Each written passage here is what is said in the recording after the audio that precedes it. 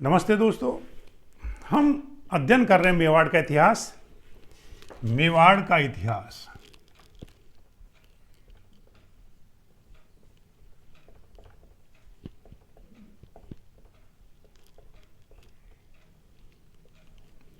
और मेवाड़ के इतिहास के बारे में हमने पढ़ा रतन सिंह, और उसके बाद दूसरा जो राजा है वो है महाराणा लाखा।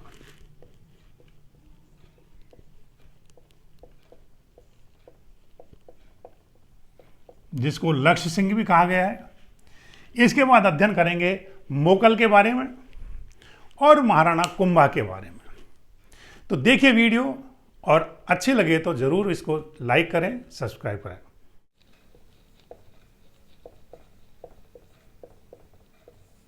महाराणा लाखा, इसको लक्ष्य सिंह भी कहते हैं।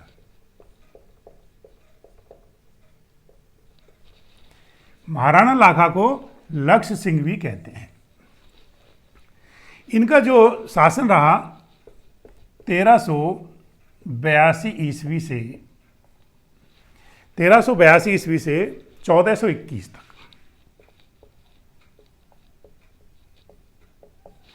1382 से 1421 तक इनका शासन रहा। महाराणा लक्ष्य सिंह, इनकी मुख्य जो उपलब्धियां हैं उनके बारे में हम बात करेंगे। तो सबसे पहले जो उपलब्धि है वो है जावर की खाने।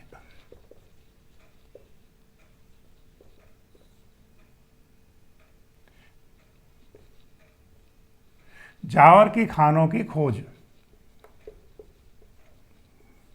और इसमें क्या क्या निकलता था? चांदी, जस्ता,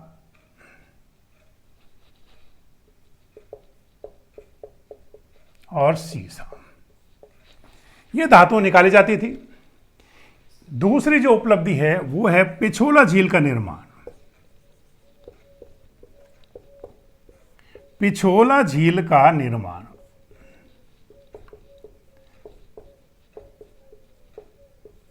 राणा लक्ष्य सिंह के समय हुआ, और ऐसा कहते हैं कि इनके शासन में दो बंजारे थे,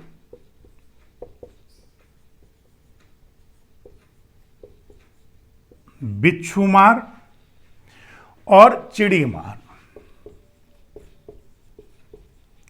बिच्छूमार और चिड़ीमार दो बंजारे थे, ने अपने बैलों की स्मृति में बनवाया था। ये जो झील है, ये बिच्छूमार और चिड़ीमार दो बंजारे थे।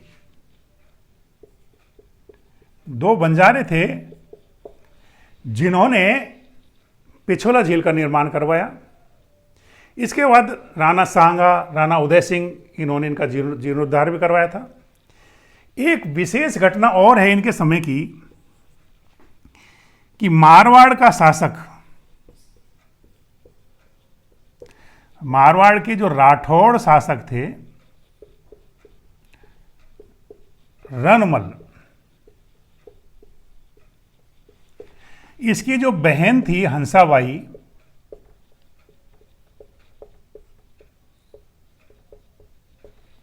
हंसाबाई से इन्होंने विवाह किया था। इसके साथ में बड़ी दिलचस्प घटना है कि रनमल चाहता तो अपनी बहन की शादी करना इनके पुत्र चूड़ा के साथ। इनका पुत्र था, यानी इनका का मतलब है लाखा का पुत्र चूड़ा से विवाह नहीं हुआ।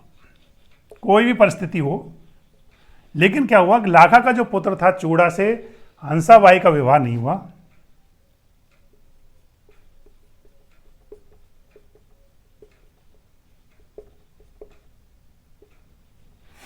हंसाबाई का विवाह नहीं हुआ, इस कारण से चूड़ा नाराज हो गया और उन्होंने जीवन भर शादी नहीं करने की शपथ ली थी, कसम खाई थी। इसलिए उनको मेवाड़ का चूड़ा को मेवाड़ का भीष्म पिता में कहा जाता है।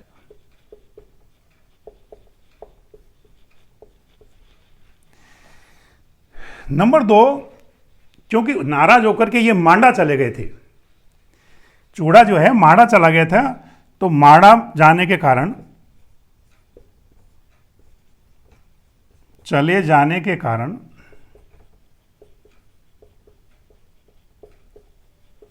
इनको मेवाड़ का राम भी कहते हैं।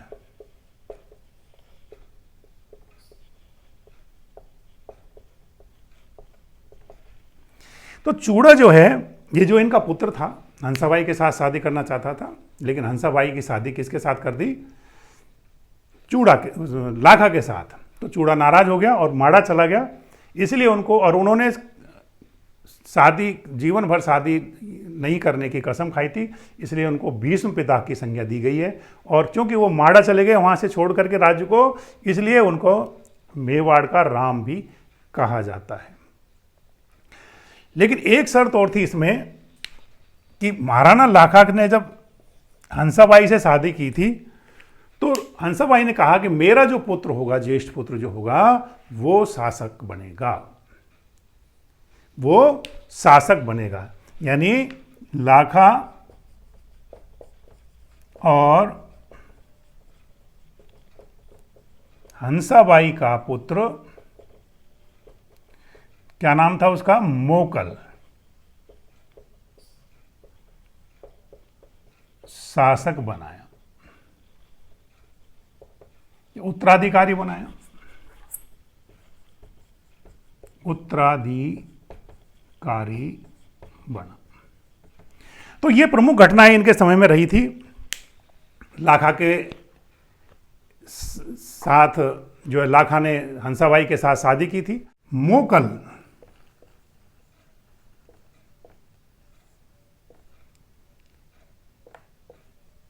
चौदह 1421 ईस्वी से 1433 ईस्वी तक इन्होंने शासन किया। और इनके समय की जो विशेष घटना, या ये कहें, इनके समय इनके दो विद्वान दरबारी थे,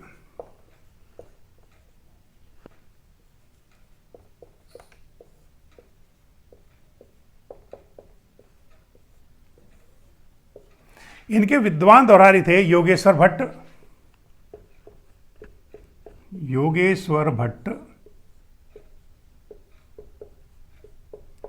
और विष्णु भट्ट। इनके सब दरबार में बड़े, इनके दरबार के दरबारी विद्वान थे। एक प्रसिद्ध शिल्पी था इनके समय में,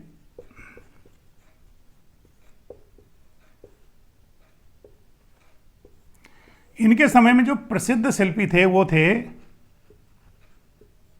फना, पना, मना। ये तीन जो है प्रसिद्ध इनके शिल्पी थे। मोकल के बाद इनका पुत्र राणा कुंभा, महाराणा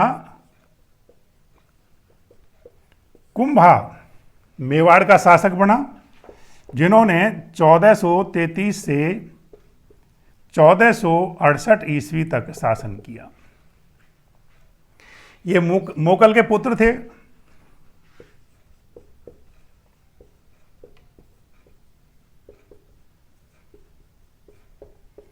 और माता का नाम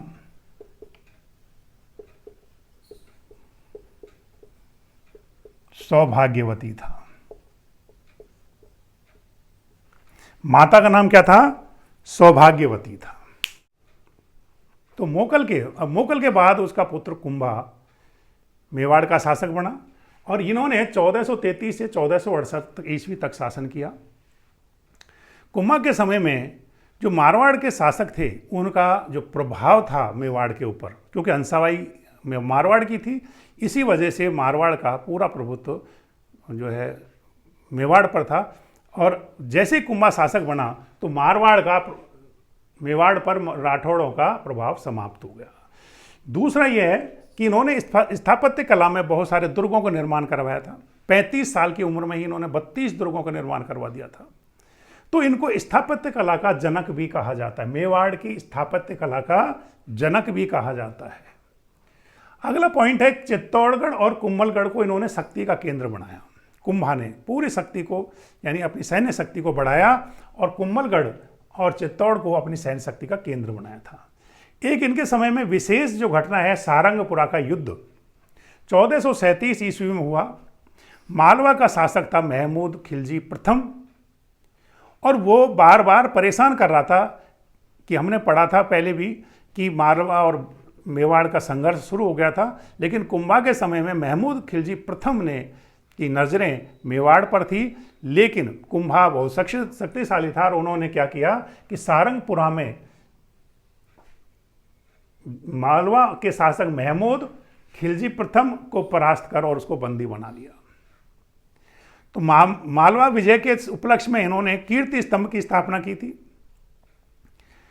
और कीर्ति स्तंभ जो है वो विष्णु को समर्पित है।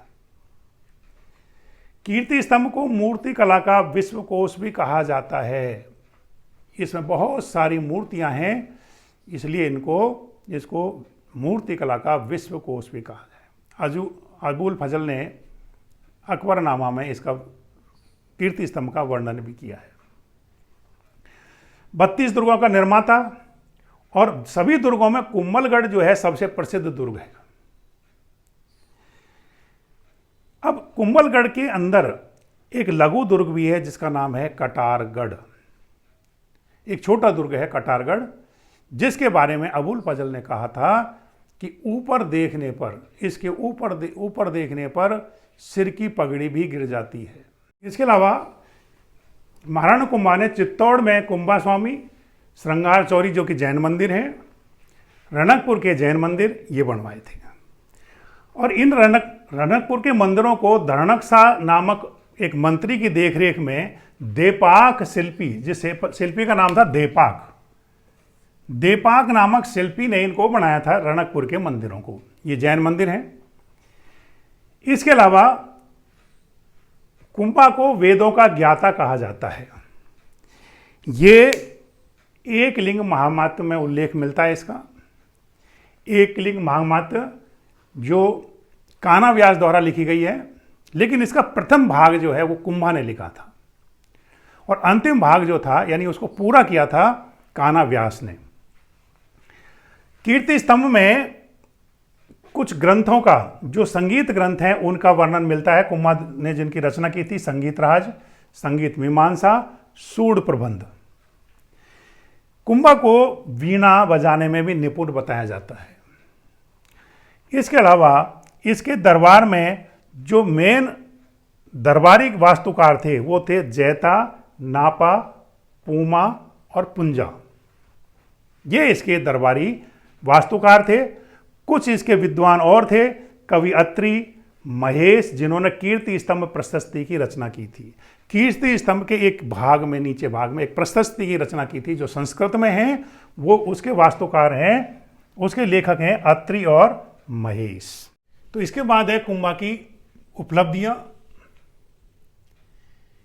कुंभा ने जो भी उपलब्धियां प्राप्त की थी उनका वर्णन कीर्ति स्तंभ प्रशस्ति में अंकित है।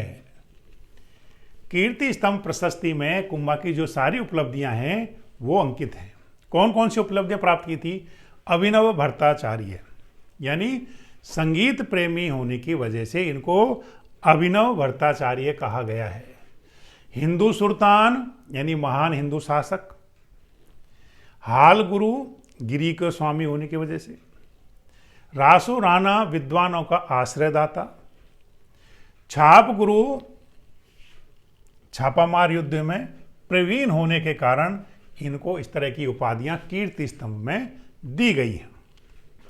इसके अलावा कुछ दरबारी विद्वान हैं इनका, कान्हा व्यास, अत्रि, महेश भट्ट, जयचंद्र सूरी और सुंदर सूरी, ये दरबारी विद्वान हैं।